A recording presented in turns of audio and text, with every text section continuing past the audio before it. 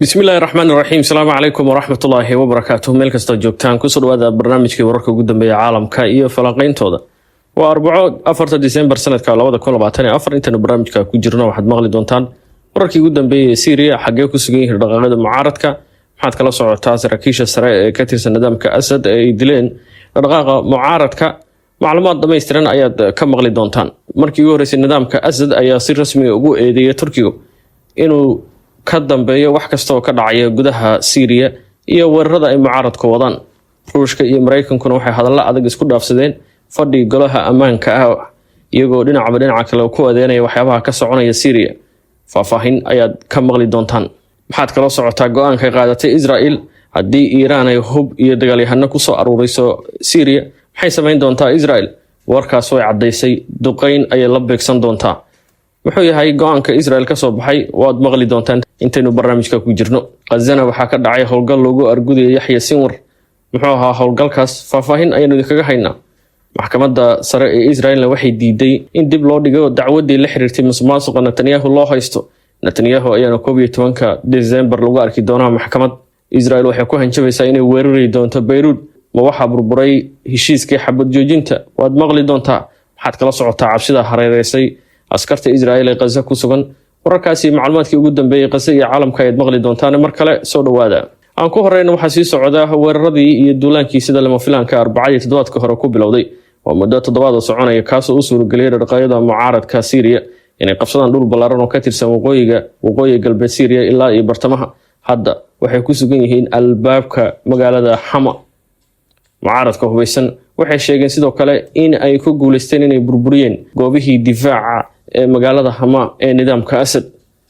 warbixinada ay soo saareen ay sidoo kale waxay ku sheegeen inay hadda ku guda jiraan sii socoshada howlgaladooda lagu xakameynayo bay yiraahdeen magaalada Hama. magaaladan ayaa istiraatiijiyad u leh howlgaladooda taasi oo ka dhigan inay gacanta ku dhigeen bartamihii Syria. meesha xigta waa Hima walow la arkayay dhaqaaq xoog leh oo ka soconaya magaalada Hima. dhaqaaqu wuxuu la xiriiraa in gantaalo iyo dhammaan nidaamyadii weerar ee nidaamka Asad la soo dhigay Hima sabab la xiriirta in magaaladan Hima ama Hamas hadbatii ay u taqaanid oo ku taala bartamaha Syria magaalahan magaalada ku xigta Hama inay tahay goobta laga wardiyeeyo magaalada Dimashq iyo xafiiska Bashar al-Assad. haddii laga burburiyay difaaciisa Hima markaas waxay ka dhigan tahay in la taagan yahay albaabkiisa waana marka la arki karo wajiga dhabta ah ee dagaalka Syria. hadda si xadidan ayaa loo arkayaa in dhaqaaqyada mucaaradka ay ku sugan yihiin banaanka magaalada Hima balse guusha weyn ay ku naaloonayaan waxay tahay inay burburiyeen dhammaan saldhigyadii difaacyadii Hima sidoo kalena ay gacanta ku dhigeen dhammaan deegaanadii miyiga iyo tuulooyinka ku hareeraysanaa magaalada Hama. joogitaankooda goobtaas ayaana muujinaysa sida degdega leh ee guul weyn oo dagaal ay u gaareen kaliya muddo toddobaad ah. tanna waxay ka dhigan tahay guushii ugu weyneed tan iyo sanadkii 2016 oo dhaqaaqyada mucaaradku ay gaarayaan. saxaafadeed ay baahiyeen mucaaradka oo telefishinka Al Jazeera soo xigtay waxa lagu xaqiijiyay in mucaaradku ay maanta dileen Israel guud oo ka tirsan ciidanka maamulka Bashar al-Assad kaas oo la sheegay inuu ku sugnaa waqooyiga magaalada Hama kadib markii lala beegsaday baa la yiri walxaha qarxa oo ku xirnaa diyaarad noocan duuliyaha lahayn. guusha weyn ee degdega leh muddada toddobaadka u suuragelisay inay gacanta ku dhigaan mucaaradku dhammaan gobolkii waqooyi iyo bartamaha Syria waxa la sheegayaa in ay uga mahad celinayaan horumarintooda nidaamyada weerar oo ay ugu horeyso diyaaradaha aan duuliyaha lahayn. kooxaha mucaaradka waxay duulaankan bilaabeen iyagoo ku hubeysan diyaaradaha wax basaasa oo u suuragelinaya inay la socdaan dhaqaaq kasta oo ka dhacaya goob kasta oo ay weerarayaan. tanna waxaa xigta inay dirayaan diyaarado aan duuliyaha lahayn oo ay ku xiran yihiin gantaalo. waxaa intaa dheer sidoo kale inay awoodaan diyaaradaha isqarxiya iyo kuwa bartilmaameedyada shakhsiga ah oo ay ku beegsan karaan goobaha iyo shakhsiyaadka ay doonayaan. muuqaalada ay soo bandhigayaan la arkay burburin xoog leh oo u geysanayaan goobaha difaaca ee ciidamada nidaamka Bashar al-Assad. sidoo kalena waxaa la arkay in diyaaradahan ay u suuragelayaan inay bartilmaameedyada sax ah la beegsadaan. mucaaradku sidoo kale waxay muujiyeen kadib markii la arkay istiraatiijiyadda dagaal ee horumarsan in sidoo kalena ay leeyihiin hab sirdoon oo u suuragelinaya in ay helaan bartilmaameedyada ay doonayaan ee saraakiisha sare ee nidaamka Asad. ilaa la arkay iyadoo gacanta u duuban tahay isla markaana dhaawac uu ka muuqdo sargaalkii ugu sarreeyay ee Hama iyo bartamaha Syria mas'uulka uga ahaa maamulka Bashar al-Assad. tanna waxay ka tilmaam kacaysaa sida mucaaradku ay u haystaan nidaam sirdoon oo muhiim ah oo ku toosin kara ama ku hagi kara bartilmaameedyada ay doonayaan. Intaasi waa dhaqaaqa xoog leh ee wadaan, waxaana isha lagu hayaa sida ay magaaladan Xama ula wareegi karaan iyo isku daygooda inay duulaan ku qaadaan magaalada Xima, balse waxaa muuqata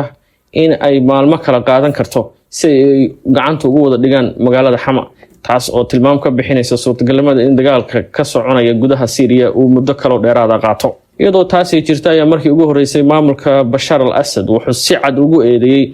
dagaalka ka soconaya gudaha Syria dowladda Turkiga. Ergeyga Syria oo fadhiyay qaramada midoobay Hussein al-Dakha ayaa Israa'iil iyo Turkiga labadaba ku eedeeyay inay ka dambeeyaan weerarada ay mucaaradka hubeysan ka bilaabeen waqooyiga Syria. al-Dakha wuxuu sheegay khudbad uu ka jeedinayay fadhi ay yeesheen golaha ammaanka ee qaramada midoobay in wuxuu ku tilmaamay weerar argagixiso ka dhacay waqooyiga Syria aanan la fulin karin ilaa ogolaansho uu ka helay Turkiga iyo Israa'iil. dhinaca kale, kulanka golaha ammaanka ee looga hadlayay xaaladda Syria waxaa hadallo adag isdhaafsaday Mareykanka iyo Ruushka, iyagoona isku eedeynayay waxyaabaha ka dhacaya gudaha Syria. ku-xigeenka safiirka qaramada midoobay ee Mareykanka u fadhiya golaha ammaanka Roberta Wood ayaa yiri xaqiiqda in Mareykanka iyo qaramada midoobay ay Hayat Tahrir al-Sham oo hogaaminaysa howlgalka ka socda ama duulaanka gudaha Syria ay ku dirtay liiska argagixisada ma ahan mid marmarsiyo u noqon karta xasuuqa kale ee geysanayaan taliska Assad iyo Ruushka taageeraya ayaa la yiri. tani oo muujinaysa in Mareykanka iyo qaramada midoobay Hayat Tahrir al-Sham ku daray liiska argagixisada, haddana inay u arkayaan howlgalka hadda ay wadaan mid sharci ah sabab la xiriirta. waxa uu leeyahay Roberta Wood, ku-xigeenka safiirka qaramada midoobay u fadhiya Mareykanka, in wax kasta oo ka soconaya Syria ay ka dhalatay xasuuqa iyo xadgudubka uu geysanayo taliska Assad oo taageero ka helaya Ruushka. isla markiiba waxaa mikrofoonka daartay oo hadalka qabsaday ergeyga Ruushka u fadhiyay qaramada midoobay waa Vasilo Nebsia, wuxuuna ka jawaabay hadalka ka soo baxay wakiilka Mareykanka, isagoona sheegay in uusan ku dhiiran karin Mareykanku inuu cambaareeyo waxa ka dhacaya gudaha Syria oo ergeyga Ruushka uu ku tilmaamay inuu yahay weerar argagixiso. wuxuuna ku eedeeyay Mareykanku inuu yahay midka mar walba ay dhabarka ku hayaan nooc kasta oo weeraro iyo duulaan argagixiso oo dunida ka dhaca. wuxuuna ku eedeeyay Mareykanku inuu yahay kalkaaliyaha argagixisada. laakiin si cad marka dhinac la iska dhigo hadallada Mareykanka iyo Ruushka oo labaduba fargelin xun ku haya Syria, haddana waxaa cad qoryaha iyo hubka ay sitaan inay banaanka u baxeen mucaaradkan hadda dagaalamaya inay ka dhalatay xadgudubkii iyo in uu nidaamka Bashar al-Assad dagaal kala hortagay rayidkii isugu soo baxay sanadkii 2011 si ay u mijiyaan dareenkooda ay ku diidan yihiin taliska Assad. tanna waxay ka dhalatay natiijada maanta Assad uu arkayo ay halista gelinaysa xukunkiisa. si cadna wax walba dhacaya Syria waa wax ka dhashay xadgudubka, xasuuqa iyo gobodfalada uu ku kacay nidaamka ama taliska Bashar al-Assad oo gudaha Syria soo galay shisheeye ay ugu horeeyaan Iran iyo kooxaha taageertay ee Shiicada, kuwaas oo istirsifayn xun kula kacay bulshada Sunniga ee degta waqooyiga Syria. wasaaradda arrimaha dibadda ee Ruushka ayaa dhankeeda war-saxaafadeed soo saartay maanta oo ay ku xaqiijinayaan in ay taageerayaan oo ay ka go'an tahay ilaa iyo maalinta ugu dambeysa inay taageeraan oo garab istaagaan nidaamka Assad, iyadoo xaaladda Syria ee maalinta ka dambeysa weji hor leh ay yeelanayso. ayaa hadalkii ugu horeeyay wuxuu ka soo baxay Israa'iil oo ay uga hadlayaan waxyaabaha ugu qorsheysan waxa ka soconaya gudaha Syria. war-saxaafadeed ka soo baxay taliska guud ee ciidanka Israa'iil oo telefishinka Al Jazeera soo xigtay ayaa lagu sheegay Iran oo taageero ka helaysa Ruushka ayaa laga yaabaa inay ka faa'iideysato foodada Syria si ay u soo geliso dagaalyahano ka tirsan maleeshiyada ay taageerto. Israa'iil waxay ka walaacsan tahay baa lagu yiri qoraalka mucaaradka Syria ama maleeshiyadka Iran ee ku sugan Syria oo qabsaday hub xasaasi ah. ilaa 40,000 oo dagaalyahano oo Iran ah ayaa ku sugan Syria. Israa'iil waxay qaadi doontaa baa la yiri talaabooyinka hortaga haddii hub xasaasi ah lagu qabto Syria. tani markiiba waxay si cad u beegsanaysaa haddii dhaqdhaqaaq kasta oo dheeraad ah oo ka imaan kara dhinaca Iran iyo kooxaha taageerto lagu arko gudaha Syria iyo in hub hor leh Syria la soo galiyay. taasi waxay ka dhigantahay in Israa'iil u arki karto khatar iyada ku soo wajahan, markaasna waxaa la arki karaa duqeymo ay Israa'iil la beegsanayso kooxaha Iran taageerto. sidoo kale Israa'iil ma aysan qarin walaaca ay ka qabto mucaaradka kuwaas oo u badan jihaadiyiin, isla markii ay qabsadeen Xalabna laga arkay inay ka soo horjeedaan xasuuqa ay geysanayso Israa'iil, waxayna calankii Falastiin sureen bartamaha magaalada Xalab. Israel ayaa sidoo kale ka walacsan in awoodda laga tuuro Bashar al-Assad ay sabab u noqon karto Sunniyiin mintad ah ay qabsadaan Syria oo halis gelin kara xaaladda Israel iyadoo hadda Israel ku noolaanayso tan iyo intuu nidaamka ISIS jiray in xuduudda dhulka ay haysato sidoo kalena Syria dhulka ay ka qabsatay ay la wadaagto dhinaca Syria inay tahay goobta ugu nabdoon balse hadda waxay Israel ku hanjabaysaa inay diyaar u tahay inay qaado talaabooyin dheeraad ah haddii dagaalyahanno hor leh iyo hubba lagu soo daablo gudaha Syria taasi oo la macnaa waan beegsan doonaa waana duqeyn doonaa inta hadda uga soo tagnay xiisadaas oo aan aadno marinka Gaza oo xasuuq aad u daran ee Israel ka sii wado waxaa saacadihii ugu dambeeyay ka dhacay duqeymo isi soo taraya iyadoo xalayna waqooyiga marinka Gaza ay diyaaradaha Israel ka geysteen duqeymo aad u culus oo sabab u noqday dhimashada iyo dhaawaca dadka rayidka ee reer Falastiin xasuuqa Gaza ayaa hadda waxaa qariyay wararka la xiriira Syria balse Israel taasi waxay u tahay fursad waxayna xoojisay duqeymaha burburinta iyo bombooyinka ay ku dhufanayso goobaha dadka rayidka ay ku sugan yihiin taasoo jirta Israel waxay bilowdayba qorshayaal ay ku doonayso inay ku kala xadiiso ku kala googooyso marinka Gaza waxaana barbar socda talaabooyinkaas duqeymo aad u daran oo Israel ay geysanayso taasoo jirta ayaa war-saxaafadeed ka soo baxay dhaqaaqyada iska caabinta waxa ay sheegeen inay howlgallo kala duwan ka fuliyeen waqooyiga iyo bartamaha marinka Gaza guutooyinka hubeysan ee ururka Xamaas ee Gaza ayaa sidoo kalena shala baahiyay muuqaalka howlgallo toogasho qarxin iyo burburin ah sidoo kale la arkay inay bartilmaameedyo gaar ah beegsanayeen oo ah inay toogtaan ciidamada Israel howlgalkaas iyo muuqaalka la baahiyay waxa la sheegay burbur iyo toogasho loo geysanay Israel inay la xiriirto argosiga Gaza ay hogaamiyihii ururka Yahya Sinwar iyagoo sheegay howlgalladaasi inay uga aarayaan Yahya Sinwar oo koonfurta marinka Gaza ku geeriyooday xilli uu la dagaalamayay ciidanka Israel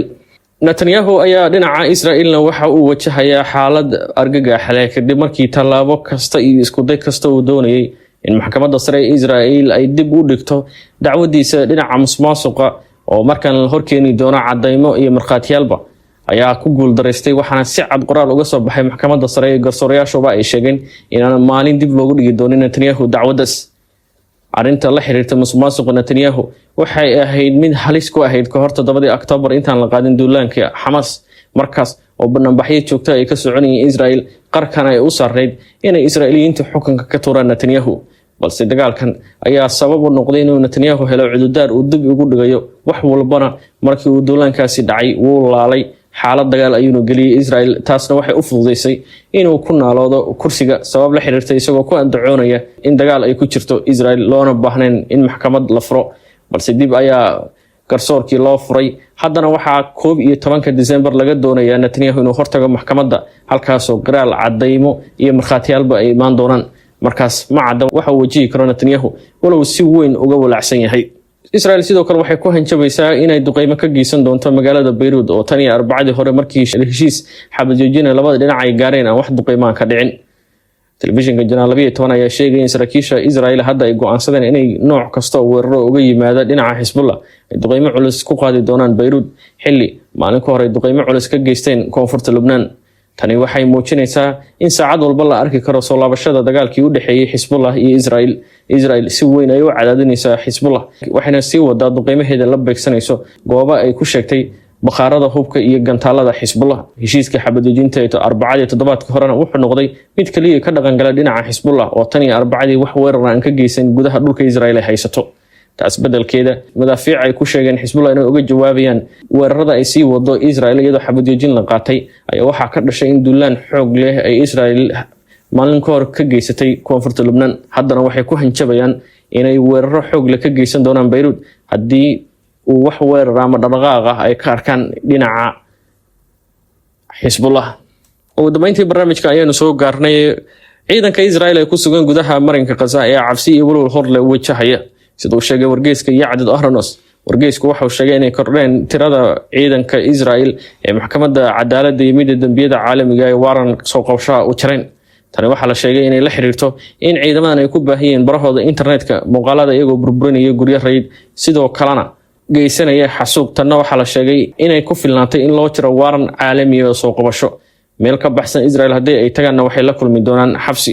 saraakiisha ciidanka Israel ayaa la sheegay hadda inay bilaabeen in ay kula taliyaan ciidamada in aysan wax safarra sameyn sabab la xiriirta cabsi laga qabo in la qabto la baaro ama la xiro. waxaa la sheegay toddobaadyadii ugu dambeeyay ilaa 8 askari inay soo fakisay wasaaradda arrimaha dibadda Israel kuwaasoo ku kala sugnaa Qubrus, Netherlands iyo Slovenia. dhammaantood waxaa la sheegay inay ka mid ahaayeen askarta waaranka caalamiga loo jaray xilli loo cabsi qabay in la qabtana. waxaa la sheegay inay soo badbaadiyeen hay'adda sirdoonka Israel iyo wasaaradda arrimaha dibadda. tanna waxaa la sheegay inay la xiriirto waaranka loo jaray kumanaan askari oo xasuuq iyo xadgudubyo ka geystay marinka Gaza. haddana waxay bilaabeen saraakiisha Israel inay kula taliyaan ciidamada inay masaxaan dhammaan muuqaaladii iyo sawirradii ay ka qaadeen marinka Gaza si ay uga badbaadaan isku day kasta oo waaran caalami ah loogu jari karo. barnaamijkii ayaa intaasi inoogu eeg haddaba eebeedmo intaanu barnaamijka ku kulmi doono. waxaan kaga tegayaa sidaasi ammaano Allah, nabad qab iyo caafimaad qab.